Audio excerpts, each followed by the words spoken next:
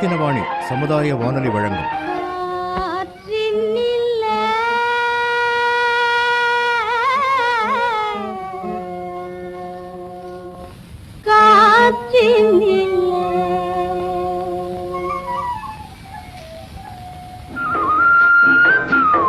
காற்றில் மிதந்து வரும் கணிதம்.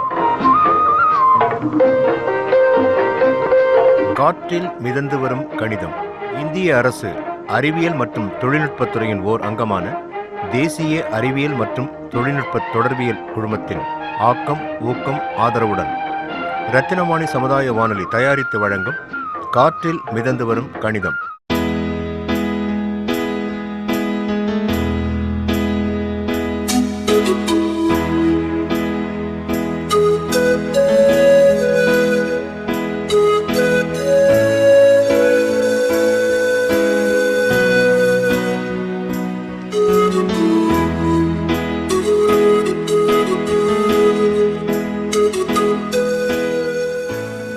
உங்கள் பேர் சொல்லுங்கப்பா. மல்லிகா. நீங்கள் எந்த கம்பெனியில் ஒர்க் பண்ணிட்டு இருக்கீங்க? செல்வமணி. எவ்வளோ வருஷமாக வேலை செய்கிறீங்க? 10 வருஷமாக வேலை செய்கிறேன். 10 வருஷமாக வேலை செய்கிறீங்களா? இப்போ கணக்கு தெரியாதவங்களுக்கு வந்து கணக்கு சொல்லி தர்றது தான் எங்களோட ப்ரோக்ராம். இப்போ வந்து உங்களுக்கு ஏதாவது கணக்கில் வந்து டவுட் இருக்கா? கணக்கெல்லாம் நம்ம படிக்கவில்லை, அதனால் படிக்காதவங்களுக்காண்டி தான் இந்த ப்ரோக்ராம். இப்போ வந்து உங்களுக்கு ஒரு வீட்டில் வந்து இப்போ வீட்டு செலவு பண்ணுறீங்க, சம்பளம் வாங்குறீங்க, அது செலவு பண்ணுறீங்க, உங்களுக்கு அதில் ஏதாவது டவுட் இருக்கா? அதை வந்து நாங்கள் உங்களுக்கு சொல்லி தருவோம். டவுட்டெல்லாம் ஒன்றும் இல்லை, நேரமெல்லாம் ஓடிட்டு இருக்குது. வட்டி நம்ம 3 மாதம் கழிச்சு திருப்பாமல் இருக்கிறோம். திருப்பாமல் வட்டி அதிகமாக வருது, அதான் என்னன்னு தெரியறதில்ல. அது சொன்னீங்கன்னா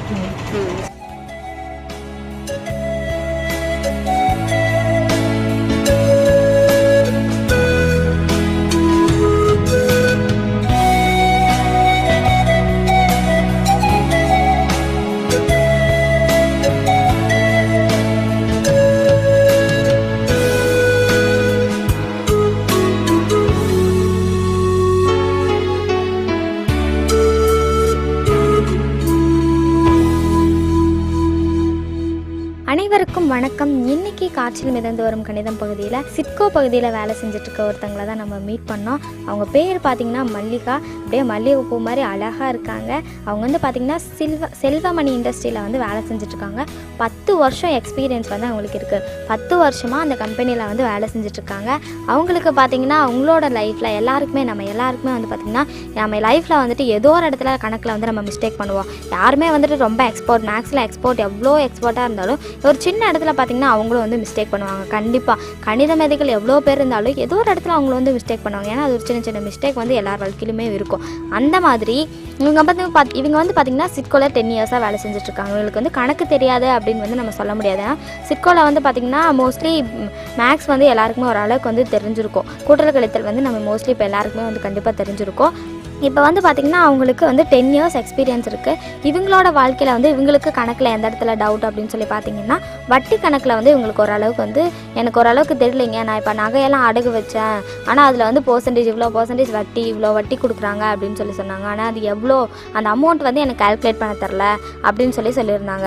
இப்போ வந்து பார்த்திங்கன்னா வட்டி கணக்கு அப்படிங்கிறது நம்ம எல்லாருக்குமே வந்து தெரிஞ்சிருக்கணுங்க. நம்ம எல்லாருமே வந்து கண்டிப்பாக தெரிஞ்சு வச்சுருக்க வேண்டிய ஒரு விஷயம் வந்து வட்டி கணக்கு. இப்போ வந்து நம்ம வாழ்க்கையில் வந்து பார்த்திங்கன்னா வட்டி கணக்கோட இம்பார்ட்டன்ட் என்ன அப்படின்னா, நம்ம இப்போ நகைக்கு இவங்க சொன்ன மாதிரியே ஒரு நகை வந்து நம்ம அடகு வைக்கிறோம் அப்படின்னா அங்கே போய் வந்து பார்த்திங்கன்னா நம்ம வட்டி வந்து நமக்கு எவ்வளோ அப்படின்னு சொல்லி கண்டுபிடிக்கணும் அப்படின்னா நமக்கு வட்டி கணக்கு வந்து தெரிஞ்சிருக்கணும். அவங்க வந்து சொல்லுவாங்க ஒரு 5% வட்டி 2% வட்டி அப்படின்னு சொல்லுவாங்க. ஆனால் அந்த 2% வட்டினா நமக்கு அப்படின்னா என்னன்னே ஒன்றுமே புரியல அப்படின்னா நம்ம வந்து எப்படி அதுக்கான அமௌண்ட் வந்து நம்ம கொடுப்போம். அவங்க எவ்வளோ கேட்குறாங்களோ அதை நம்ம வந்து அப்படியே கொடுத்துரும். அப்படியே வந்து இருக்கவே கூடாது. கண்டிப்பாக வந்து பார்த்திங்கன்னா நமக்கு வந்து வட்டி கணக்கு நம்ம லைஃப்பில் வந்து தெரிஞ்சுக்கணும். இப்போ கணக்கு அப்படின்னு எடுத்துட்டாலே ஒரு கூட்டல் கழித்தல் பெருக்கல் வகுத்தல் இந்த 4 பேசிக்காக இருக்கிறதா வந்து பார்த்திங்கன்னா கணக்கு. அந்த கணக்கு வந்து நமக்கு கண்டிப்பாக வந்து எல்லாருக்குமே ஒரு அளவுக்கு வந்து கூட்டலோட கணக்கோட இம்பார்ட்டன்ஸ் வந்து நமக்கு வந்து தெரிஞ்சிருக்கும். ஏன்னு பார்த்திங்கன்னா நம்ம இப்போ டெய்லி லைஃப்பில் நம்ம ஒவ்வொரு நாளும் வந்துட்டு பார்த்திங்கன்னா கணக்கை வந்து தான் யூஸ் பண்ணிகிட்ருக்கோம். கணக்கு அப்படிங்கிறது நம்ம டெய்லி லைஃப்பில் ஒவ்வொரு நிமிஷமும் வந்து நம்ம கணக்கை வந்து யூஸ் பண்ணிகிட்ருக்கோம். நம்ம எல்லார் வாழ்க்கையிலையுமே வந்துட்டு கணக்கு அப்படிங்கிறோட இம்பார்ட்டன்ட் வந்து பார்த்திங்கன்னா ரொம்ப முக்கியமானதாக இருக்குது. கணக்கு அப்படிங்கிறது வந்து நம்ம தெரிஞ்சுக்கல அப்படின்னா நம்ம வந்து கொஞ்சம் அவதிப்பட வேண்டியதாக வந்து இருக்கும். கணக்கு வந்து நம்ம எல்லார் வாழ்க்கையிலையும் ரொம்பவே முக்கியமான ஒன்று. இப்போ வந்து இவங்க வந்து சொன்னாங்க சீட்டுக்கு வந்து அதாவது நான் என்னோடய நகையை வந்து அடகு வச்சுருக்கேன் அப்படின்னு சொல்லியிருந்தாங்க. அந்த நகை அடகு வைக்கும்போது சொல்லியிருப்பாங்க 2% வட்டி. அப்போ 2% வட்டினா நான் வந்து ஒரு 50,000க்கு வைக்கிறேன் அப்படின்னா 2% வட்டினா நான் எவ்வளோ, எனக்கு மாதம் நான் எவ்வளோ வட்டி கட்டணும் அப்படின்னு சொல்லிட்டு அவங்களுக்கு தெரியாது. அப்போ நகை கடைக்காரங்க வந்து என்ன சொல்கிறாங்களோ அந்த அமௌண்ட்டை வந்துட்டு இவங்க கட்டிட்டு போயிடுவாங்க. அப்படி வந்து கண்டிப்பாக இருக்கக்கூடாது. ஏன்னு பார்த்தீங்கன்னா இப்போ நம்ம வட்டி கணக்கு தெரிஞ்சு வச்சிட்டோம் அப்படின்னா நமக்கு வந்து பார்த்திங்கன்னா அவங்க எவ்வளோ சொல்கிறதுக்கு முன்னாடி இவ்வளோதான் அமௌண்ட்டாக, சரி மாதம் நம்ம இவ்வளோதான் கட்டணும் அப்படின்னு சொல்லிட்டு நம்ம வந்து பார்த்திங்கன்னா டெய்லி நம்ம மாதம் கொண்டு போய் அவ்வளோ அமௌண்ட் கட்டிட்டு வந்திருப்போம். எப்பவுமே நம்ம அடுத்தவங்களை எதிர்பார்க்க கூடாது அப்படின்னு சொல்லுவாங்க. நம்மளோட இதில் தான் எப்பவுமே நம்ம இருக்கணும். அப்படின்னு பார்த்தீங்கன்னா நம்ம வந்து ஒருத்தவங்களை எதிர்பார்த்து இருக்கக்கூடாது. இப்போ நான் கணக்கு தெரியாது நீ கூட வாடா அப்படின்னு சொல்லிட்டு ஒருத்தவங்களை கூட்டிகிட்டு போகக்கூடாது. அந்த மாதிரி நம்மளே வந்து தைரியசாலியாக போய் இருக்கணும் அப்படின்னு சொல்லுவாங்க. எதுவாக இருந்தாலும் நம்மளே வந்து தைரியமாக போய் ஃபேஸ் பண்ணணும் அப்படின்னு சொல்லுவாங்க. அதே மாதிரி தான் எல்லா விஷயத்துலையுமே வந்து கணக்கு நம்ம தெரிஞ்சு வச்சிட்டோம்னா அடுத்தவங்ககிட்ட பார்த்திங்கன்னா அவங்க தப்பாக சொல்லும்போது நம்ம வந்து அதை கரெக்ட் பண்ணி நான் எதுக்கு இவ்வளோ பண்ணணும், இவ்வளோ தானே வருது அப்படின்னு சொல்லிட்டு நம்ம வந்து சொன்னோம் அப்படின்னா நமக்கு வந்து கணக்கு அப்படிங்கிறது நம்ம லைஃப்பில் வந்து நமக்கு ரொம்பவே இம்பார்ட்டண்டான ஒரு விஷயம். அதை நம்ம வந்து கண்டிப்பாக தெரிஞ்சு வச்சுருக்கணுங்க. இப்போ வந்து கணக்கில் பேசிக்காக கூட்டல், கழித்தல், பெருக்கல், வகுத்தல் இந்த 4 தான் வந்து இருக்குது. இப்போ கூட்டல் அப்படிங்கிறது நம்ம எல்லாருக்குமே ரொம்ப ஈஸியான ஒரு விஷயம். அதே மாதிரி கழித்தல் அப்படிங்கிற வரும்போது கொஞ்சம் கஷ்டப்படுவோம், அதுவும் ஈஸி தான். இப்போ பெருக்கல் அது ஈஸி, எல்லாருக்குமே கொஞ்சம் ஈஸி. அதே மாதிரி வகுத்தல் அப்படிங்கிற ஒரு விஷயம் தான் வந்து நம்ம எல்லாருக்குமே கொஞ்சம் கஷ்டமான ஒரு விஷயமா இருக்குது. வகுத்தல் அப்படிங்கும்போது பார்த்திங்கன்னா இந்த பாயிண்ட்ஸ் வச்செல்லாம் வரும். அதனால் வந்து கொஞ்சம் குழம்ப வேண்டிய விஷயம் வந்துட்டு வகுத்தலை வந்து கொஞ்சம் குழம்பாங்க. ஆனால் வந்து ரொம்ப ஈஸி. இப்போ வட்டி கணக்கு வந்து பார்த்திங்கன்னா பெருக்கல் வகுத்தல் வச்சு தான் வந்துட்டு வருதுங்க. இப்போ வந்துட்டு வட்டி கணக்கு எப்படி போடணும்னு பார்த்திங்கன்னா இப்போ 50,000க்கு 2% வட்டி அப்படின்னா 2% அப்படின்னா 100க்கு 2 ரூபா அப்படின்னு சொல்லிட்டு அர்த்தம். அப்போ 1000க்கு எவ்வளோ அப்படின்னு சொல்லி கண்டுபிடிச்சிங்கன்னா 20 ரூபா. அப்போ 10,000க்கு 200 ரூபா. அப்போ 1 லட்சத்துக்கு 2,000 ரூபாய். இப்படி தான் வந்துட்டு வட்டி கணக்கு கண்டுபிடிக்கணும். அப்போ 1 லட்சத்துக்கு வந்துட்டு பார்த்திங்கன்னா 2,000 ரூபாய் அப்படின்னா 50,000க்கு எவ்வளோ, அப்போ 1 லட்சம் வகுத்தல் 2 போட்டிங்கன்னா எவ்வளோ வரும், 50,000. அப்போ அந்த 50,000க்கு பார்த்திங்கன்னா 2000 வகுத்தல் 2ன்னு போட்டிங்கன்னா 1000 ரூபாய். அப்போ 1 லட்சத்துக்கு 2,000 ரூபானா 50,000க்கு எவ்வளோ, 1000 ரூபாய் வட்டி. அப்போ மாதம் நம்ம எவ்வளோ கட்டணும், 1000 ரூபாய் கட்டணும். இப்படியும் கண்டுபிடிக்கலாம். இன்னொரு வழி பார்த்திங்கன்னா 50,000 பெருக்கல் 2 வகுத்தல் 100 அப்படின்னு சொல்லி போட்டிங்கன்னா உங்களுக்கு எவ்வளோ கிடைக்கும்னா 1000 ரூபாய் வந்து கிடைக்கும். இப்படி தாங்க வந்து நம்ம வந்து வட்டி கணக்கு போடணும். வட்டி கணக்கு வந்து அவ்வளோ பெரிய ஒரு விஷயம்லாம் கிடையாது, ரொம்ப ஈஸியான விஷயம் தான். நம்ம எதுவுமே வந்து பழக தான் வந்துட்டு நமக்கு அது வந்துட்டு பழகும் அப்படின்னு சொல்லுவாங்க. இப்போ ஏதோ ஒரு வண்டியே நம்ம வந்து ஸ்டார்டிங்கில் இப்போ ஏதாவது பைக் எடுத்து ஓட்டுறோம் அப்படின்னா ஒரு சைக்கிள் தான் நம்ம ஃபஸ்ட்டு எப்பவுமே ஓட்டி பழகுவோம். சைக்கிள் ஓட்டுறோம் அப்படின்னா உடனே நம்ம எடுத்துனமே வந்துட்டு மெயின் ரோட்டில் ஓட்டி பழகிடுவோமா, சின்ன சந்துகள் நம்ம வீட்டு பக்கத்தில் ஓட்டி பழகுவோம். அப்போ நிறைய தடவை கீழே விழுவோம். ஸ்பீட் பிரேக் வரும்போது தெரியாமல் பிரேக் பிடிக்காமல் தூக்கி வீசுவோம். அப்புறம் போய் நம்ம அப்படியே கீழே விழுந்துருவோம். இந்த மாதிரி நிறைய அடிப்பட்டதுக்கு அப்புறம் தான் வந்து பார்த்திங்கன்னா எப்பவுமே அடிப்பட்டதுக்கு அப்புறம் தான் திருந்துவான் அப்படின்னு சொல்லுவாங்க. அந்த மாதிரி அடிப்பட்டதுக்கு அப்புறம் தான் வந்து நம்ம வந்து அதை கற்றுக்கணும் அப்படின்னு சொல்லிட்டு ஆர்வம் நமக்கு ஜாஸ்தியாகும். அதே மாதிரி தான் நம்ம கணக்கு தெரியாமல் எங்கேயாவது போய் அவமானப்படும் போது தான் வந்து பார்த்திங்கன்னா நம்ம கணக்கு கற்றுக்கணும் அப்படிங்கிற ஒரு எண்ணம் வந்து நமக்கு வரும். அந்த மாதிரி இருக்காமல் நம்ம முன்கூட்டியே எல்லா விஷயங்களையும் வந்துட்டு செய்யணும்னு சொல்லுவாங்க. அதே மாதிரி நம்ம முன்கூட்டியே வந்து கணக்கை வந்து தெரிஞ்சு வச்சுட்டோம் அப்படின்னா நம்ம லைஃப்பில் வந்து கணக்கோட இம்பார்ட்டன்ஸ் என்ன அப்படிங்கிறத நம்ம முன்னாடியே தெரிஞ்சு வச்சிட்டோம்னா நம்ம யாருக்கிட்டையும் போய் அவமானப்படாமல் நம்ம வந்துட்டு எப்பயும் போல் நம்ம ஜாலியாக வாழலாம். அதே மாதிரி யாருக்கிட்டையும் ஏமாறாமல் நம்ம இருக்க முடியும். நம்ம நினைப்போம் யாரையும் ஏமாற்றக்கூடாது அப்படின்னு சொல்லிட்டு, ஆனால் மற்றவங்க அப்படி நினைப்பாங்களா அப்படின்னு நம்ம சொல்ல முடியாது. யாராச்சும் நம்மளை ஏமாற்றணும்னு நினைத்தாங்கன்னா கணக்கு விஷயத்தில் நம்ம ஈஸியாக ஏமாந்துரும் அப்படின்னு தெரிஞ்சுன்னா கணக்கு விஷயத்தில் அப்போ அவங்க ஏமாற்றுவாங்க. அப்படி இல்லாமல் நம்ம கணக்குலேயும் ஸ்ட்ராங்காக இருந்தோன்னு வைங்களேன், நம்மளை யாருமே எந்த விஷயத்துலையும் ஏமாற்ற முடியாது. நம்ம ஒரு ஸ்ட்ராங் மேனாக வந்து இருக்கலாம். இப்போ வந்து இவங்க 10 years எக்ஸ்பீரியன்ஸ், இவங்களுக்கு பார்த்தீங்கன்னா சிஎன்சியில் வந்துட்டு அந்த மிஷின் லேத்தில் வந்துட்டு இவங்க 10 years எக்ஸ்பீரியன்ஸ். அப்போ இவங்களை மீறி யாரும் வந்து எந்த இதுவும் தப்பு பண்ண முடியாது. ஏன்னா இவங்க தப்பு வந்து எந்த விதத்துலையும் தப்பு பண்ண மாட்டாங்க. அந்த மிஷினில் வந்துட்டு எல்லா விஷயங்களும் உங்களுக்கு தெரிஞ்சிருக்கணும். அதே மாதிரி கணக்குலேயும் வந்துட்டு கணக்கு அப்படிங்கிற விஷயம் உங்களுக்கு கொஞ்சம் லாஸாக இருந்தாலும் கணக்கில் இவங்களை டக்குன்னு ஏமாத்திடலாம் இல்லையா. அப்போ கணக்கும் தெரிஞ்சு வச்சோம்னா எந்த விஷயத்துலையுமே என்னை ஏமாற்ற முடியாது. நான் ஒரு ஸ்ட்ராங் மேன், நீங்கள் எதுலேயும் அதை ஏமாற்றி பாருங்களேன் அப்படின்னு சொல்லி சவாலாக சொல்லலாம். அதுக்கு பார்த்தீங்கன்னா உங்களுக்கு கணக்கு வந்து தெரிஞ்சிருக்கணும். அதுக்காக தான் நான் இவ்வளோ நேரம் வந்து பேசிகிட்டு இருக்கேன். இப்போ வட்டி கணக்கு பார்த்தீங்கன்னா நமக்கு ரொம்பவே ஈஸியான ஒரு விஷயம் தாங்க. பேங்க்லலாம் இப்போ வந்து பார்த்திங்கன்னா நிறைய அக்கௌண்ட்லாம் வந்துருக்கு. நம்ம சேவ் பண்ணுவோம், அதாவது சேவிங்ஸ் அப்படிங்கிறது நம்ம எல்லார் வாழ்க்கையிலுமே ரொம்ப முக்கியம். அப்போ சேவ் பண்ணோம் அப்படின்னு நினைக்கிறவங்க பேங்க்கில் நிறைய அக்கௌண்ட் வந்துருக்குங்க. எஸ்பி அக்கௌண்ட் இருக்குது, ஆர்டி அக்கௌண்ட் இருக்குது, டெபாசிட் அக்கௌண்ட் இருக்குது. இந்த மாதிரி நிறைய அக்கௌண்ட் இருக்குது. அது மட்டும் இல்லாமல் பார்த்திங்கன்னா மேஜர் அக்கௌண்ட், மைனர் அக்கௌண்ட், இந்த மாதிரி 2 அக்கௌண்ட்டை தனித்தனியாக பிரிச்சிருக்காங்க. இப்போ மைனர் அக்கௌண்ட் பார்த்திங்கன்னா 18 years கீழே இருக்கவங்கள தான் மைனர் அப்படின்னு சொல்லுவாங்க. அவங்களுக்குன்னு ஒரு தனியாக ஒரு அக்கௌண்ட் இருக்குது. அதே மாதிரி 18 years மேலே இருக்கவங்களுக்கு மேஜர் அப்படின்னு சொல்லிட்டு தனியாக அக்கௌண்ட் இருக்குது. ஏன்னு பார்த்திங்கன்னா இப்போ மேஜர் அக்கௌண்ட்லலாம் வந்து பார்த்திங்கன்னா அதிகமாக வந்து அமௌண்ட் போடுவாங்க. அப்போ வந்து அவங்களுக்கு வந்து அது மூலியமாக வந்து பார்த்திங்கன்னா அதிகமாக அமௌண்ட் போடும்போது அவங்களுக்குன்னு தனியாக அக்கௌண்ட் வந்து வச்சுருக்காங்க. அதே மாதிரி சின்ன பொண்ணுங்க மைனர் வந்து பார்த்திங்கன்னா 18 years கீழே இருக்கவங்க, அவங்களாம் கொஞ்சம் சின்னவங்களாக இருப்பாங்க, அவங்களுக்கு தனியாக அக்கௌண்ட். இந்த மாதிரி தனித்தனியாக அக்கௌண்ட் வைக்கும்போது எந்த பிரச்சனையும் இருக்காது. அதுக்காக தான் வந்து தனித்தனியாக வச்சுருக்காங்க. அது மட்டும் இல்லாமல் நான் இப்போ சொன்ன மாதிரி SP account, RT account, deposit account இந்த மாதிரி 3 அக்கௌண்ட் வரிசையில் வந்து இருக்குங்க. இப்போ எஸ்பி அக்கௌண்ட் அப்படிங்கிறது வந்து பார்த்திங்கன்னா நம்ம நார்மலாக எவ்வளோ அமௌண்ட் வேணாலும் போட்டுக்கலாம், எப்போ வேணாலும் போட்டுக்கலாம், எப்போ வேணாலும் எடுத்துக்கலாம், எவ்வளோ வேணாலும் எடுத்துக்கலாம். இந்த மாதிரி தான் வந்துட்டு டிரான்சாக்ஷன் வந்து போயிட்டுருக்கு. அதான் வந்து பார்த்திங்கன்னா எஸ்பி அக்கௌண்ட். இதில் எப்படி வட்டி கால்குலேட் பண்ணுவாங்க அப்படின்னு பார்த்திங்கன்னா, இதில் வந்து ஒரு மாதத்துக்கு நம்ம எவ்வளோ டிரான்சாக்ஷன் பண்ணுறோமோ அதை பொறுத்து வந்து வட்டி வந்து கால்குலேட் பண்ணுவாங்க. இப்படி தான் எஸ்பி அக்கௌண்ட்டில் வந்து வட்டி கால்குலேட் பண்ணுவாங்க. அதே மாதிரி அடுத்தது வந்து ஆர்டி அக்கௌண்ட். இப்போ இவங்க வந்து பார்த்திங்கன்னா 10 years எக்ஸ்பீரியன்ஸ். அப்போ இவங்களுக்கு ஒரு 10,000 சம்பளம் வாங்குறாங்கன்னு வச்சுப்போம். குடும்பத்துக்கு வந்து பார்த்திங்கன்னா ஒரு 5,000 ரூபாய் கொடுக்குறாங்க. மீதம் போக ஒரு 2,000 ரூபாய் மேறதுக்காவது செலவு பண்ணுறாங்க. ஸ்கூல் ஃபீஸு அது இதுன்னு செலவு பண்ணுறாங்க. மாதத்துக்கு இவங்களுக்கு ஒரு 1,000 ரூபாய் மிச்சமான போதுங்க. ஒரு 1,000 ரூபாய் மிச்சமாகுது அப்படின்னா அதை வந்து இவங்க ஆர்டி அக்கௌண்ட்டில் போடலாம். ஃபஸ்ட்டு நான் ஆர்டி அக்கௌண்ட் அப்படின்னா என்னன்னு சொல்லிடுறேன். இப்போ ஆர்டி அக்கௌண்ட் அப்படின்னா என்னென்னு பார்த்தீங்கன்னா ஃபிக்ஸ்டு அப்படின்னு அர்த்தம். ஒரே வார்த்தையில் சொன்னால் ஃபிக்ஸ்டு. ஆர்டி அக்கௌண்ட் அப்படிங்கிறது ஒரு ஃபிக்ஸ்டு அமௌண்ட்டை நம்ம மாதம் கட்டுற மாதிரி இருக்குங்க. இப்போ இவங்களுக்கு பார்த்திங்கன்னா ஒரு 10,000 ரூபாய் சேலரி வாங்குறாங்க அப்படின்னா அதில் 1,000 ரூபாய் மிச்சமாகுது அப்படின்னு நம்ம வச்சுக்கிட்டோன்னா 1,000 ரூபாயை மாதம் இவங்க கரெக்டாக கட்டிகிட்டே வரணும். கம்மியாகவும் கட்ட முடியாது, ஒரு மாதம் ஜாஸ்தியாகவும் கட்ட முடியாது. மாதம் வந்து பார்த்திங்கன்னா 1,000 ரூபாய் கட்டிகிட்டே இருக்கணும். தான் வந்துட்டு ஆர்டி அக்கௌண்ட்டில் வந்துட்டு ஒரு ரூல்ஸு. அது மட்டும் இல்லாமல் இப்போல்லாம் மேக்ஸிமமாக ஒரு 9% வரைக்கும் வந்துட்டு வட்டி இதாங்க வந்து ஆர்டி அக்கௌண்ட். இதில் வந்து பார்த்திங்கன்னா ஒரு 9% வரைக்கும் மேக்ஸிமம் எல்லா பேங்க்லேயும் வந்து வட்டி அலோகேட் பண்ணியிருக்காங்க. அப்போ வந்து நமக்கு பார்த்திங்கன்னா நம்ம அசல் வந்துட்டு பார்த்திங்கன்னா 1,000 ரூபாய் மாதம் போடும்போது மாதம் 1,000 ரூபாய் போட்டோம்னா இது வந்து பார்த்திங்கன்னா ஒரு ஃபிக்ஸ்டு அமௌண்ட்டு. ஒரு 2 வருஷத்துக்கு 5 வருஷத்துக்கு இந்த மாதிரி ஃபிக்ஸ்டாக நம்ம போட்டு வச்சுக்கோங்க.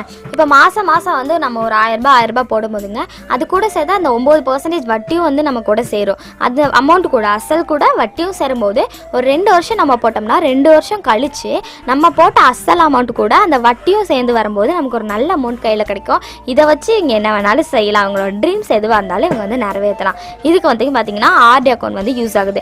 அதுக்கப்புறம் பார்த்திங்கன்னா டெபாசிட். இப்போ டெபாசிட் அக்கௌண்ட் அப்படிங்கிறது என்னென்னு பார்த்திங்கன்னா, இப்போ ஒரு பெரிய அமௌண்ட்டு, அதாவது வந்து இவங்க வந்து மல்லிகா வந்துட்டு சீட்டு போட்டிருக்காங்க. சீட்டு போட்டு 2 வருஷம் ஆச்சு. இப்போ வந்துட்டு சீட் எடுக்க போகிறேன், ஒரு 1,00,000 ரூபாய் சீட்டு வந்து எனக்கு அமௌண்ட் வந்துருச்சு கையில், நான் வந்து எடுக்க போகிறேன் அப்படின்னு சொல்லிட்டாங்க.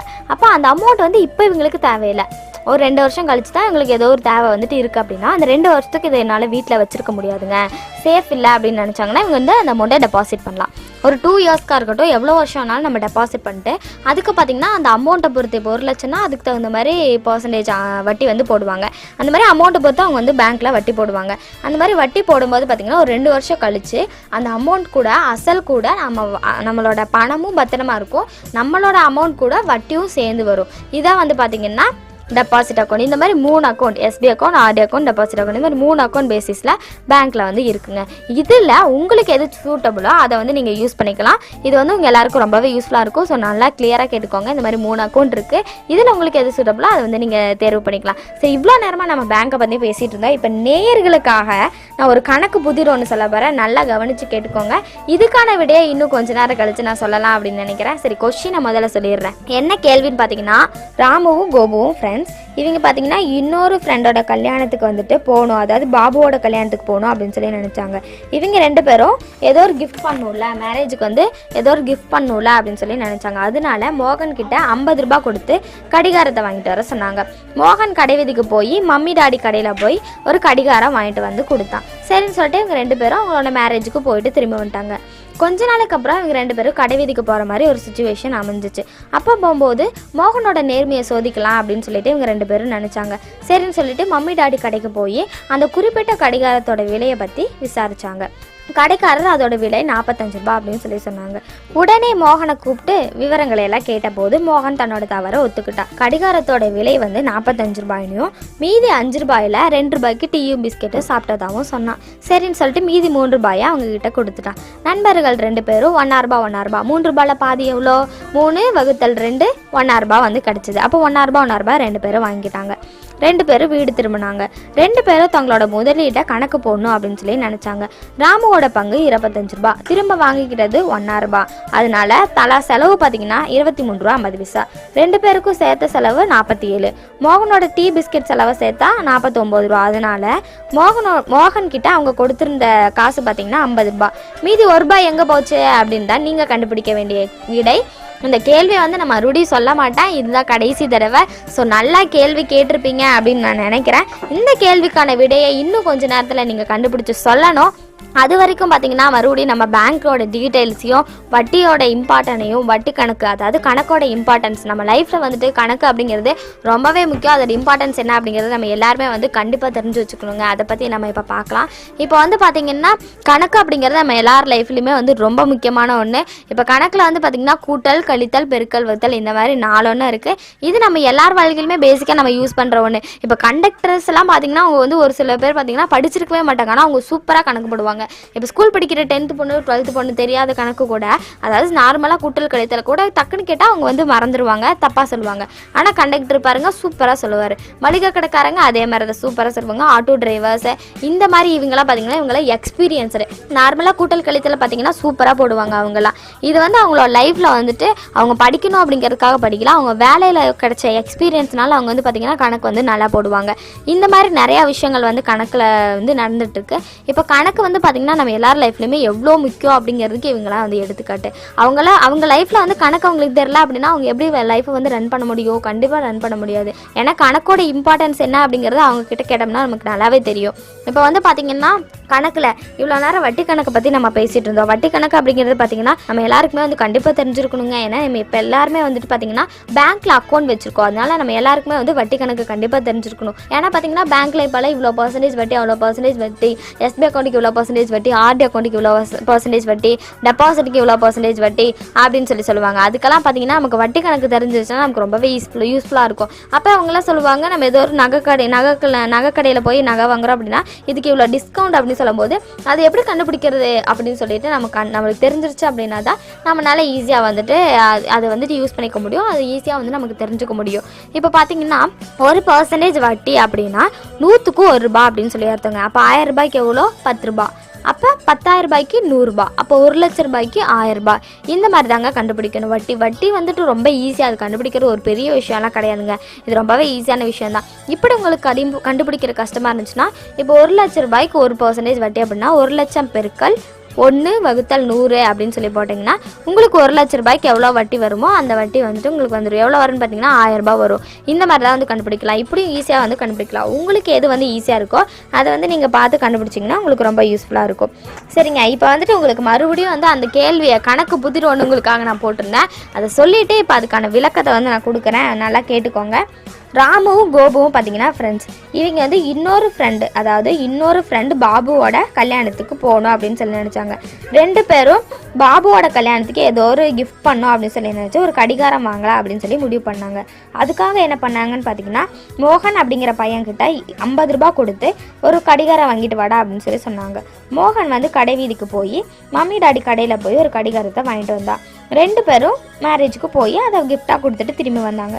கொஞ்ச நாளைக்கு அப்புறம் என்ன பண்ணாங்கன்னா இவங்க 2 பேரும் அந்த கடை வீதிக்கு போகிற மாதிரி ஒரு சுச்சுவேஷன் வந்து அமைஞ்சிச்சு. அப்போ மோகனோட நேர்மையை சோதிக்கலாம் அப்படின்னு சொல்லிட்டு மம்மி டாடி கடைக்கு போய் அந்த குறிப்பிட்ட கடிகாரத்தோட விலையை பற்றி விசாரித்தாங்க. கடைக்காரர் அதோட விலையை வந்துட்டு 45 ரூபா அப்படின்னு சொல்லி சொன்னார். அதுக்கப்புறம் என்ன பண்ணாங்கன்னா இந்த பையன் 50 ரூபான்னு சொன்னானே, 45 ரூபா தானே இந்த கடிகாரத்தோட விலை அப்படின்னு சொல்லிட்டு மோகனை கூப்பிட்டு விசாரித்தாங்க. அப்போ மோகனை கூப்பிட்டு விசாரிக்கும் போது அவன் நடந்தது எல்லாத்தையும் சொல்லிட்டு அவனோட தப்பை வந்து ஒத்துக்கிட்டான். கடிகாரத்தோட விலை வந்து 45 ரூபா தான், மீதி இருந்த 5 ரூபாயில் வந்து 2 ரூபாய்க்கு நான் டீயும் பிஸ்கெட்டும் சாப்பிட்டேங்க அப்படின்னு சொல்லிட்டு மீதி இருந்த 3 ரூபாயை அவங்கள்ட்ட திருப்பி கொடுத்துட்டான். அவங்க 2 பேரும் பார்த்தீங்கன்னா அந்த 3 ரூபாயில 1 ரூபாய் 3 ரூபாயில பாதி எவ்வளோ? 1 ரூபாய் தானே. 1 ரூபாய் கூட்டல் 1 ரூபாய் 3 ரூபாய். 3 ரூபாய் வகுத்தல் 2 பேருக்கு அதை பிரித்து கொடுக்கணும்னா 3 ரூபாய் வகுத்தல் 2 போட்டிங்கன்னா 1 ரூபாய் கிடைக்கும். அப்போ 1 ரூபாய் 2 பேரும் எடுத்துட்டாங்க. 2 பேரும் சரின்னு சொல்லிட்டு வீடு திரும்பிட்டாங்க. வீட்டுக்கு போய் தன்னோட கணக்கு விவரத்தை எல்லாம் வந்து தெரிஞ்சுக்கணும் அப்படின்னு சொல்லி விரும்பினாங்க. ராமுவோட பங்கு பார்த்தீங்கன்னா 25 ரூபாய், திரும்பி வாங்கினது 1 ரூபாய். அதனால ஒருத்தருக்கு தலா செலவு பார்த்தீங்கன்னா 23 ரூபா 50 பைசா. 2 பேருக்கும் சேர்த்து 47 ரூபா. மோகனோட டீ பிஸ்கெட் செலவு சேர்த்தா 49 ரூபா. அதனால மோகன் கிட்ட அவங்க கொடுத்திருந்த தொகையை பார்த்தீங்கன்னா 50 ரூபாய். அப்போ அந்த 1 ரூபாய் எங்கே போச்சு? மொத்தம் 49 ரூபாய் செலவு. இப்போ 1 ரூபாய் எங்கே போச்சு அப்படிங்கிறத வந்து நான் கேட்டிருந்த கேள்வி. இதுக்கான விடையை வந்து நீங்கள் கண்டிப்பாக கண்டுபிடிச்சிருப்பீங்க அப்படின்னு நான் நினைக்கிறேன். கரெக்டாக கண்டுபிடிச்சிருவீங்க அப்படிங்கிற நம்பிக்கையோட இந்த கொஸ்டினை சொன்னேன். இப்போ தப்பாக கண்டுபிடிச்சிருந்தாலும் ஒன்றும் பிரச்சனை இல்லை. இப்போ நான் கொடுக்குற விளக்கங்கள்லாம் வச்சு நீங்கள் போட்டிங்க அப்படின்னா கரெக்டான பதில் உங்களுக்கு கண்டிப்பாக கிடைக்கும். எதுவுமே வந்து போட தான் வந்து நமக்கு பழகும். அப்படியே நான் ஒரு எக்ஸாம்பிள் சொன்ன, சைக்கிள் ஓட்ட தான் நம்ம கற்றுக்க முடியும். அதே மாதிரி கணக்கும் அதே மாதிரி தாங்க, போட தான் வந்து நம்ம அதை வந்து பழகிக்க முடியும். சரி, இதுக்கான விடை என்ன அப்படிங்கிறத நான் இப்போ சொல்ல போகிறேன். ரொம்ப இன்ட்ரெஸ்டிங்காக கேட்டுட்ருக்கீங்க அப்படின்னு நினைக்கிறேன். சரி, என்னன்னு பார்த்தீங்கன்னா ராமுவும் கோபுவும் எவ்வளோ வச்சுருந்தாங்க? 23 ரூபா 50 பைசா செலவு பண்ணியிருக்காங்க. இதில் டீ பிஸ்கெட் செலவு வந்து சேர்ந்துருச்சு. அதனால இந்த செலவை மறுபடியும் ஒரு தடவை கூட்டக்கூடாது. இதுதான் நம்ம பண்ண தப்பு. சரிங்களா? இதுதான் வந்து இந்த கணக்கோட தீர்வு. ராமுவும் கோபுவும் பார்த்தீங்கன்னா 23 ரூபா 50 பைசா செலவு செஞ்சுருக்காங்க. இதுலேயே டீ பிஸ்கெட் செலவு வந்து சேர்ந்துருச்சு. அதனால 2வது தடவை வந்து இதை கூட்டியிருக்க கூடாது. அதுதான் நம்ம கணக்கில் பண்ண தவறியல். எல்லாருமே அவங்க லைஃப்பில் வந்து கணக்கில் தப்பு பண்ணுவாங்க அப்படின்னு சொல்லியிருந்தேன். இந்த தப்பு தான் இவ்வளோ நேரம் வந்து நம்ம பண்ணியிருக்கோம். இப்படி கூட்டினோம் அப்படின்னா நமக்கு தப்பாக தான் ஆன்சர் வரும். அதனால அது முதலே முன்னாடியே அந்த டீ பிஸ்கெட் செலவு வந்து அவங்களோட தனித்தனியாக நம்ம கூட்டிட்டோம். அப்போ மறுபடியும் இதை கூட்டணும் அப்படிங்கிறத நம்ம ஒரு நிமிஷம் யோசிக்கணும். அப்போ எல்லாருமே வந்து எந்த விஷயத்தையுமே யோசிச்சு வந்து செயல் பண்ணுங்க. சரி, இவ்வளோ நேரம் வந்துட்டு நம்ம நிறைய தகவல்கள்லாம் வந்து தெரிஞ்சுக்கிட்டோம். இது யாருக்காக சொல்லிட்டு இருந்தேன்னா மல்லிகாக்காக வந்து சொல்லிட்டு இருந்தேன். அவங்களுக்கு இது எல்லாமே வந்துட்டு இவ்வளோ நேரம் பேசிட்டு இருந்தது எல்லாமே ரொம்பவே யூஸ்ஃபுல்லாக இருந்திருக்கும் அப்படின்னு சொல்லி நினைக்கிறேன். இது அவங்களுக்காக மட்டும் சொல்லலைங்க, உங்களுக்காகவும் சேர்த்து தான் சொன்னேன். இது அவங்களுக்கு மட்டும் இல்லை, அவங்க எல்லாருக்குமே கேட்டுட்டு இருக்கவங்க எல்லாருக்குமே ரொம்பவே யூஸ்ஃபுல்லாக இருக்கும் அப்படின்னு சொல்லி நான் நினைக்கிறேன். மீண்டும் சந்திப்போம். நன்றி.